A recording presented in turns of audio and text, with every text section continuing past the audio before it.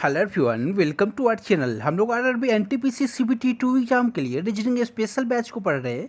ये आज का हमारा क्लास नंबर 2 है। यदि आपने क्लास 1 नहीं देखा है तो आप लोग हमारे चैनल के प्लेलिस्ट सेक्शन में जाना।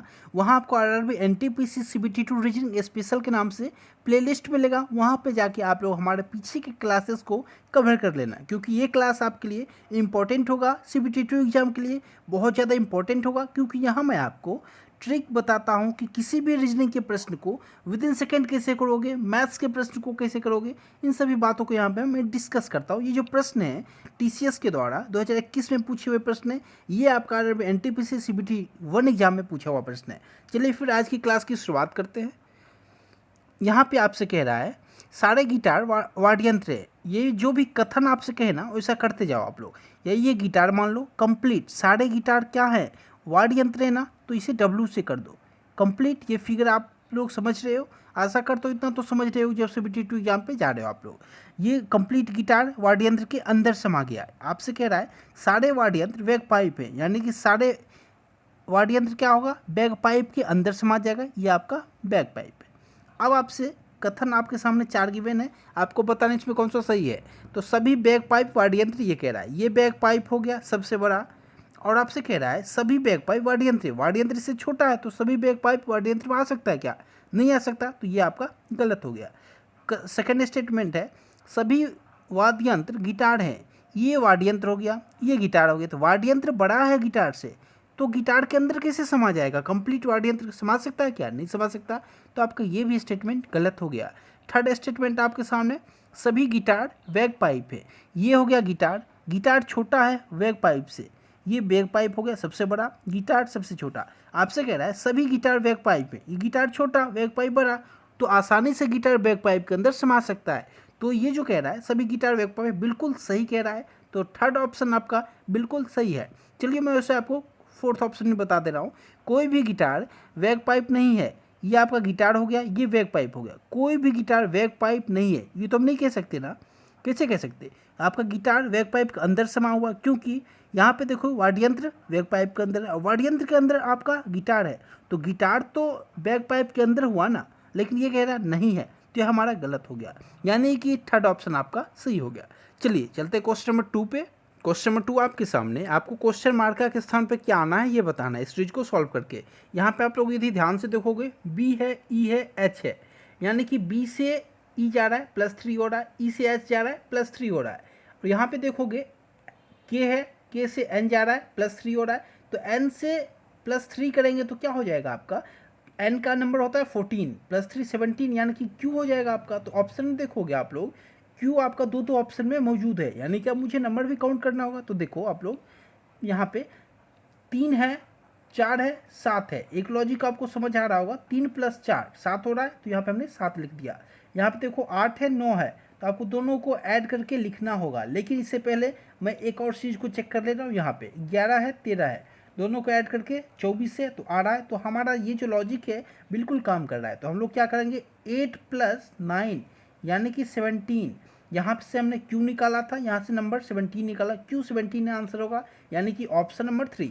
चलिए चलते हैं क्वेश्चन नंबर 3 पे हम लोग। क्वेश्चन नंबर 3 आपके सामने देखो, इन टाइप के प्रश्नों में क्या करना होता है, ये जो प्रश्न है आपके सामने 4 ऑप्शन दिए हुए होते हैं, उसमें से एक डिफरेंट होता है, वो आपको चुनना होता है। एक असंगत है, असंगत शब्द का चयन कीजिए। यहाँ पे देखो तलवार है, कटार है, कुदाल है, छुरी है, इन चारों में से एक किसी ना किसी रूप में डिफरेंट होगा। तो यदि हम लोग ध्यान से देखें तो ये आपका तलवार है, कटार है। तलवार से क्या होता है, किसी भी मनुष्य को क्षति पहुंचा सकते हैं, फाइट किया जाता है तलवार को लेकर। छुरी से भी फाइट कर सकते हैं हम लोग, लेकिन कुदाल से नहीं करते, जबकि कटार से भी कर सकते हैं। तो आपका जो डिफरेंट हुआ कुदाल हुआ, कुदाल से हम लोग मिट्टी खोदते हैं।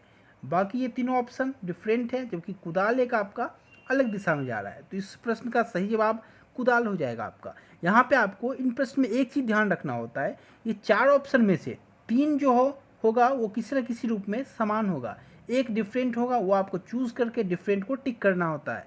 तो चलिए चलते हैं नेक्स्ट प्रश्न में। आशा करता हूँ आप लोग समझ पा रहे होंगे। क्वेश्चन नंबर 4 आपके सामने देखो, ब्लड एंड रिलेशन का जो ये सवाल है आपको बहुत ध्यानपूर्वक करना होता है। ब्लड एंड रिलेशन का देखा गया कि सीबीटी 2 एग्जाम में भी 4 प्रश्न पूछे जाते हैं, इसलिए आपको ध्यान से करना है इस टॉपिक को। अक्षय के दामाद की शादी अनीशा से हुई है, अब हमें तो मालूम नहीं है अक्षय कौन है, दामाद कौन है उसका, तो हम लोग क्या करेंगे यहाँ पे अक्षय मान लेंगे।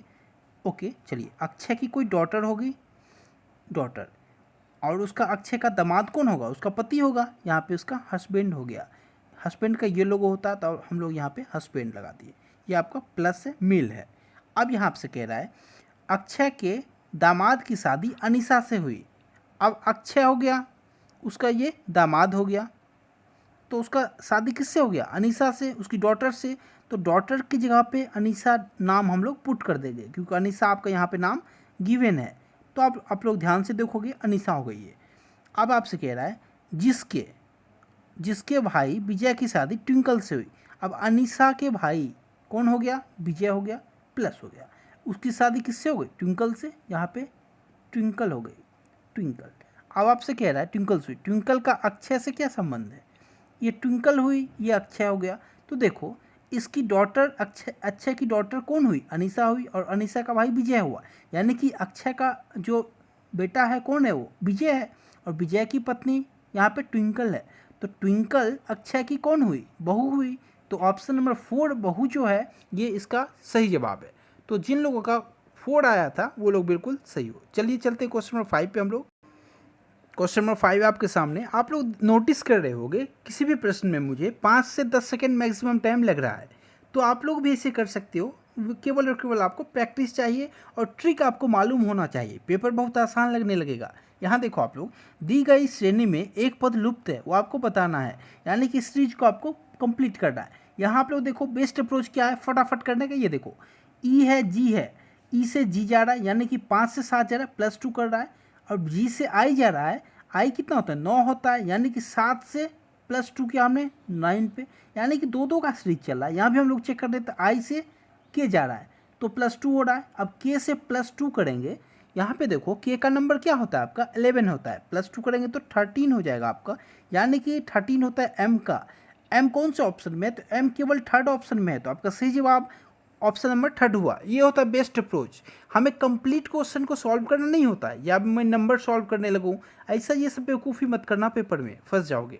बेस्ट अप्रोच देखो, यहाँ मैं जानता हूँ, ये कंफर्म हूँ, यदि यहाँ पे जो लीटर बढ़ रहा है वो 2 की संख्या में बढ़ रहा है, तो यहाँ केवल और केवल एम का जो ऑप्शन है 3rd में है, तो हमारा फाइनल हो गया, 3rd ऑप्शन है। ओके चलिए, आशा करता हूँ आज के इस सेशन आपको पसंद आया हो, तो वीडियो को लाइक करना, शेयर करना। मैं आपको कल मिलता हूँ आपसे 3rd क्लास के साथ। इस वीडियो में इतना ही, आप लोग क्लास देखा करो, ये क्लास आप लोगों के लिए बहुत ज़्यादा बेनिफिशियल होगा। Tier 2 एग्जाम यदि आप लोग क्रैक करना चाहते हो, रीजनिंग में 35 आउट ऑफ 35 करना चाहते हो, तो इन क्लास को मिस मत करना। इस बैच को कंप्लीट कर जाओ, बहुत अच्छा स्कोर कर जाओगे, सिलेक्शन ले लोगे। चलिए मिलते हैं आपसे नेक्स्ट वीडियो में। Thank you so much.